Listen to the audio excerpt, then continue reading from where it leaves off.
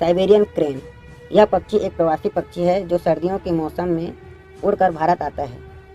यह पक्षी अपने सफ़ेद रंग, लाल काले चोंच के कारण बहुत खूबसूरत दिखाई देता है।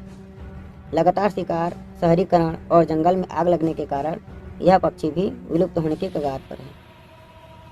और अगर हमें इन्हें भविष्य में देखना चाहते हैं तो हमें इनका संरक्षण करने की आवश्यकता है। So thanks for watching and subscribe my channel.